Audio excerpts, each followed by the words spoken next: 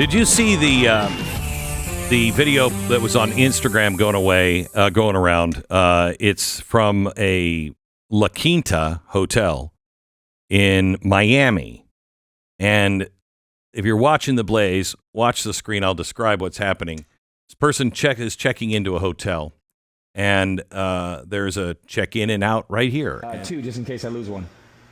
Yes, I'll just take this for you. Just help me with your signature. This is a guy on a screen in the lobby. There's nobody around. Please wait while we process your registration form.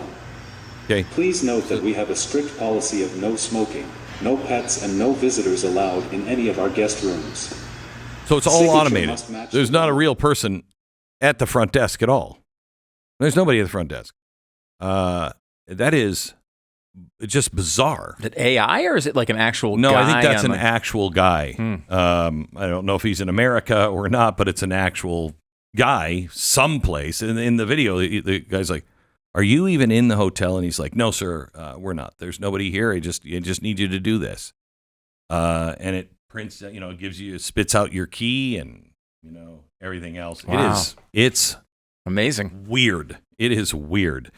We have Justin Haskins, who is here with us. We've been talking about AI and some of the, dark future that is coming our way if we're not careful with it. Justin, welcome to the program. Hi, Glenn. Hi. So the AI revolution that is here, we have a first that I know of happening over in Europe with the use of AI. You want to explain? Yes, this is an incredible story. And this is something we actually predicted was going to happen when we were writing Dark Future and in the book, which came out in 2023. But a lot of that writing was in 2022. So a few years ago, the Swedish Prime Minister, his name is Ulf Kristersson, was being... I'm sorry. Did I pronounce that wrong? No. Sweden. I just wanted to point out this is not some weirdo land. This is Sweden and the Prime Minister. Go ahead.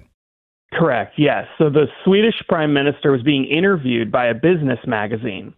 And in the interview, he just sort of voluntarily says that he frequently uses AI services, and he names a couple. One in particular is ChatGPT, as a second opinion. That's a quote, a second opinion in his governmental work, asking things like, and this is a quote, "What have others done? Should we think the complete opposite?" He uses it for research. He uses it to help him to bounce ideas off of ChatGPT, to see if there are other kinds of new ways of doing policy. And in the story, in the interview, he says it's not just him, that his colleagues in the legislature are also doing this exact same thing. They're using AI as sort of an advisor. Now, he was very clear to say, and this stirred up a huge controversy in Sweden, that he and his staff have said, no, we're not. It's not like we just do whatever ChatGPT tells us. We're not putting, sensitive information in there either. So it's not in control of anything. But yeah, we do use it as an advisor to help us with things. Mm-hmm. Now, obviously, there are all kinds of huge problems with this. But at the same time, this is the world that we're going to have everywhere. I guarantee that American politicians are using it all the time, that CEOs are using it all the time already, and that over the next couple of years, this is going to dramatically expand, because at the end of the day, the members of your staff, your advisors, if you're a politician or a CEO or the head of a bank or something, they're fallible people too. So AI may not be perfect, but so are the people who are on your staff. And if AI is smarter than most people, why wouldn't you ask it these questions?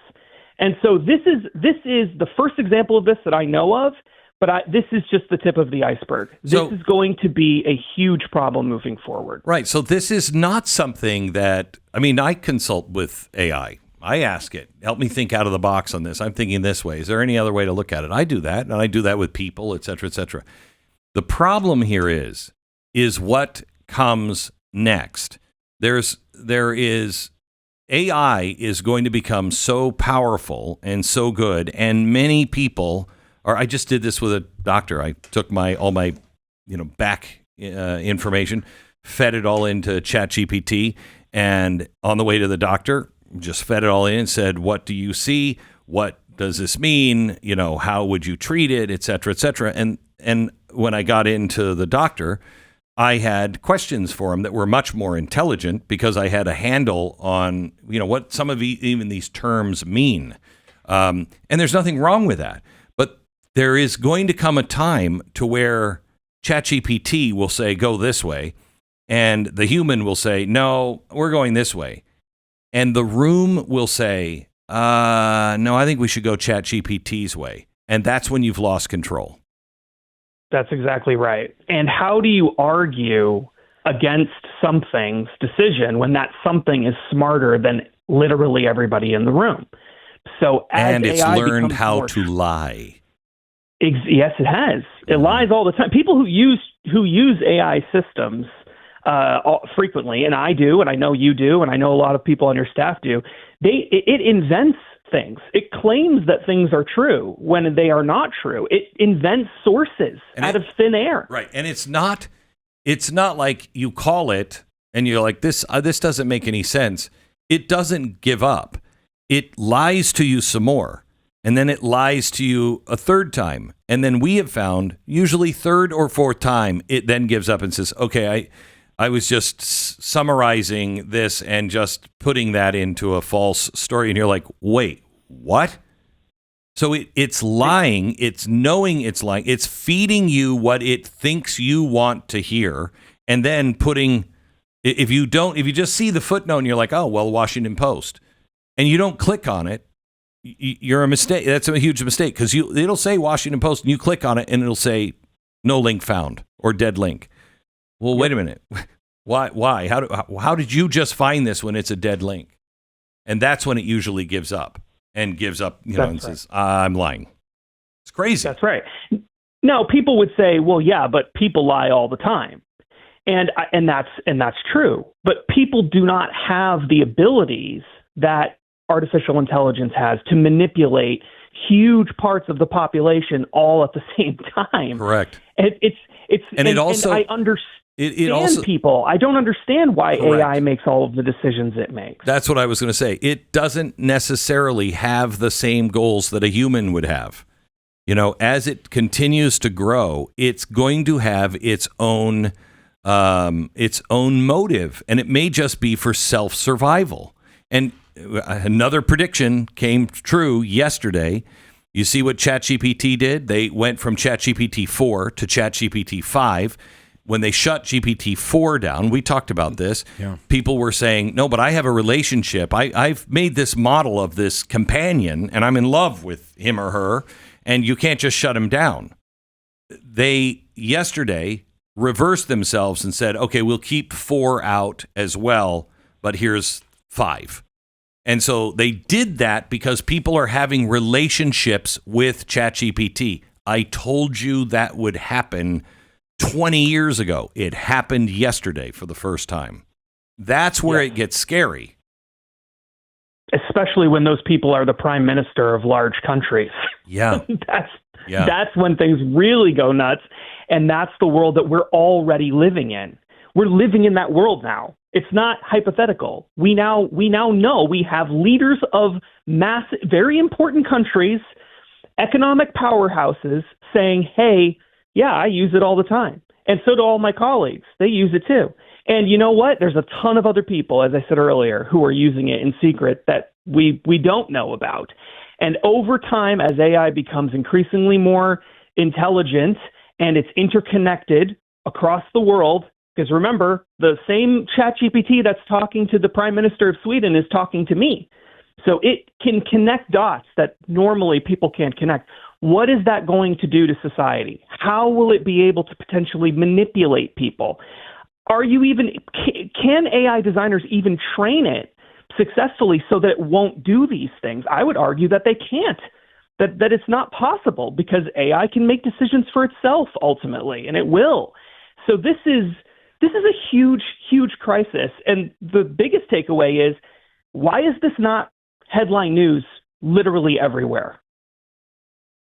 Well, I don't think A, the press knows what it's talking about, and B, I don't think the average person is afraid of it yet.